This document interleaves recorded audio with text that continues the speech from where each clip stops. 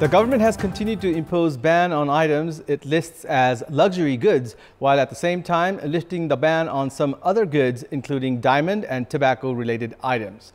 The consumers back home can feel a degree of respite due to the easing of the ban at the time of the festivities, especially ahead of the fast-approaching Dasai festival. Good morning, I'm Abheudaya Shrestha, and these are the headlines of the hour. Top leaders likely to face tough contestants in their own election constituencies. Leaders mull over changing constituencies in a bid to ensure victory. The federal parliament fails to live up to expectations as dozens of crucial laws required to ensure effective implementation of the constitution yet to be formulated. Mikhail Gorbachev, the former Soviet leader who brought the Cold War to a peaceful end, passes away at the age of 91. Tributes pour in from the world leaders. And Afghanistan tame Bangla Tigers at the Asia Cup to storm into the Super Four. Ibrahim and Nazibullah Zadran strike a match-winning partnership. Top political leaders are likely to face a tough contest in the upcoming provincial and parliamentary elections from within the party and from outside, some even from independent candidates. Prime Minister and Nepali Congress President Sherbahadur Deuba, who has never lost in his home district Dareldura since the multi-party system came into effect, is likely to face challenge from his own party leader, Karna Malla. Elsewhere in Raswa, it is expected that Nepali Congress leader Ramchandra Paudel would also struggle to ensure victory against leader Govindaraj Joshi. Likewise, Shekhar Koirala is likely to face tough contest in Morang if he does not settle the intra-party disputes. CPN-UML chair KP Sharma Oli, who has maintained a winning streak from Jhapa, faces a major challenge from the ruling five-party alliance. Oli also faces challenge from independent candidates. Likewise, CPN-UML leaders Ishwar Pokhrel, Subhash Chandra Nemwang, Pradeep Gyawali, Gokarna Bishta and Yogesh Bhattrai are also expected to struggle to ensure victory in the November polls. In the case of CPN Maoist Center of the ruling alliance, Chairperson Pushpa Kamal Dahal will need to ensure full support from the alliance partners for a win in Chitwan. Meanwhile, the election constituency of leader Narayan Kaji Shrestha is yet to be finalized. CPN Unified Socialist Chair Madhav Kumar Nepal is also mulling over whether to contest from Kathmandu or Rohtahat, while many other leaders are in a mindset of changing election constituency to avoid possible defeat. The five-year period since 2017 election was considered crucial as it would be used for formulating laws in line with the Constitution and ensure implementation of federalism. However, amid obstructions, controversies, protests by oppositions, and dissolution of the lower house on two occasions, the federal parliament has failed to deliver expected results. Despite their failure to perform, however, those elected in the 2017 elections are gearing up for a second round as the provincial and parliamentary polls near.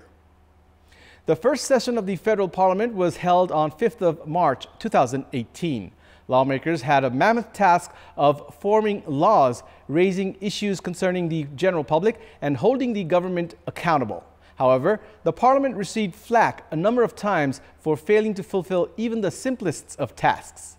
The federal parliament was unable to function due to political gambits between ruling and the opposition, and even within the then ruling alliance led by CPN-UML.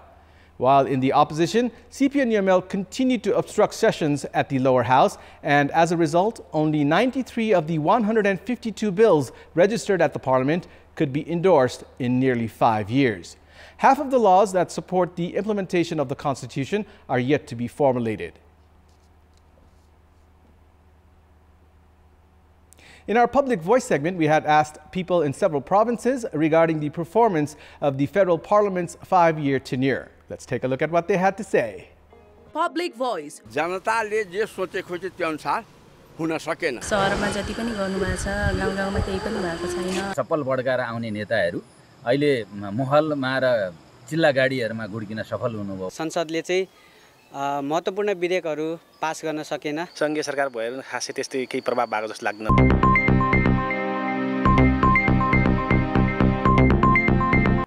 The government has reached an understanding with traders to ease the import of some luxury items.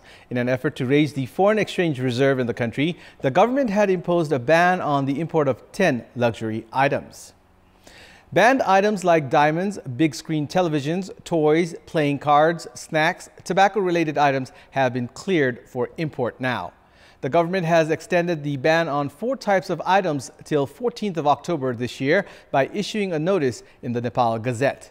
Prior to this, there was a ban on importing 10 types of items. Now the ban on the import of 6 items has been lifted. The ban on the import of vehicles, including SUVs, cars and vans, motorcycles above 150 cc's, mobile phones worth more than $300 and alcohol have been extended until 14th of October. There has been some improvement in the country's foreign exchange reserve with the ban imposed on the import of luxury items. A free market economy helps maintain competition among service providers, thereby benefiting the consumers with quality products at competitive prices. Nepal's market is free to a great extent, providing new entrants in most sectors to enter into the market without entry barriers. However, the telecommunications sector has been largely dominated by a handful of companies. This has made the general public compelled to pay hefty rates for communication services. The government has been taking as much as 20 billion rupees in license renewal for 10 years from telecommunications companies. Companies have to pay 4% royalty, 2% rural communication fees, and 10% service charge. Many companies have lost their licenses, failing to pay the exorbitant fees. Only recently, the government scrapped the license of Nepali Satellite Private Limited Hello Nepal. The company had to pay 1,380,000,000 rupees royalty. 3 years ago, the company was directed to clear the amount in 5 installments. However, it was unable to pay the 3rd installment of 330 million rupees before it got its license scrapped. The government is in the process to scrap licenses of 2 other companies, Smart Telecom and United Telecom Limited (UTL). It has come to the light that UTL is yet to pay 1,360,000,000 rupees and Smart Telecom 4,810,000,000 rupees in royalty. UTL has paid 100 million rupees in 2 installments and Smart Telecom has paid 750 million rupees in 5 installments as part of the license renewal fees. Experts say the hefty taxes imposed by the government has raised revenue for itself, however, put the general public at the receiving end. At the same time, the government seems to be in no mood to review its taxes, leaving majority of the public to take services from existing 2 giants, the state-run Nepal Telecom and Ncell. And it's time now for our segment Public Pulse, where you text us with your opinion. Public Pulse. Here's the question. What should be done to promote the use of electric vehicles? Your options are A, provide import subsidies, B, increase charging stations, and C, ease the transition.